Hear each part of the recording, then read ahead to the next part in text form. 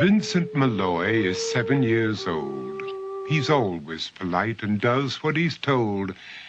For a boy his age, he's considerate and nice. But he wants to be just like Vincent Price.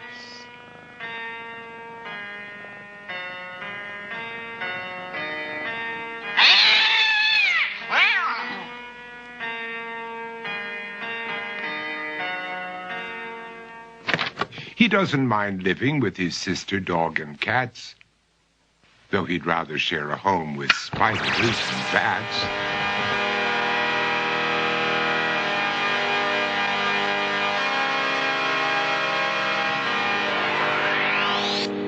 There he could reflect on the horrors he's invented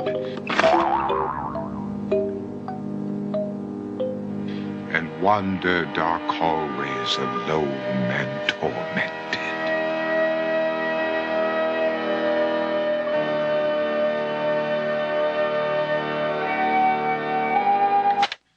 Vincent is nice when his aunt comes to see him, but imagines dipping her in wax for his wax museum.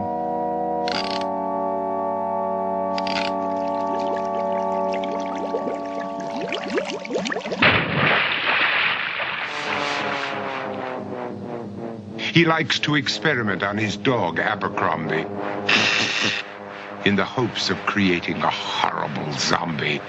So he and his horrible zombie dog could go searching for victims in the London fog. His thoughts, though, aren't only of ghoulish crime. He likes to paint and read to pass some of the time. While other kids read books like Go, Jane, Go, Vincent's favorite author is Edgar Allan Poe. One night, while reading a gruesome tale, he read a passage that made him turn pale. Such horrible news he could not survive, for his beautiful wife had been buried alive.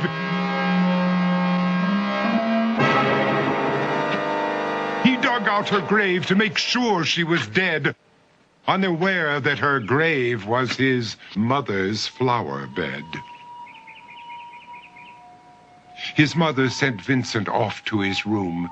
He knew he'd been banished to the Tower of Doom, where he was sentenced to spend the rest of his life alone with the portrait of his beautiful wife. While alone and insane, encased in his tomb, Vincent's mother burst suddenly into the room. She said, "If you want to, you can go out and play. It's sunny outside and a beautiful day."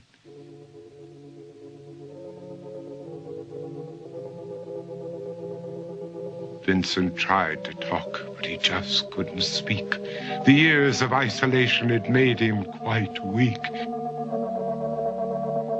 So he took out some paper and scrawled with a pen, "I am possessed by this house and can never leave it again."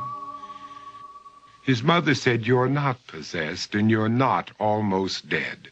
These games that you play are all in your head. You're not Vincent Price, you're Vincent Malloy. You're not tormented or insane, you're just a young boy. You're 7 years old and you are my son. I want you to get outside and have some real fun." Her anger now spent, she walked out through the hall.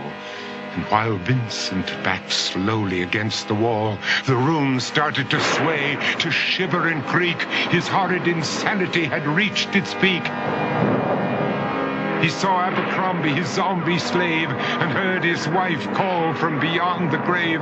She spoke from her coffin and made ghoulish demands, while through cracking walls reached skeleton hands. Every horror in his life that had crept through his dreams swept his mad laughter to terrified screams. To escape the madness, he reached for the door, but fell limp and lifeless down on the floor. His voice was soft and very slow as he quoted The Raven from Edgar Allan Poe.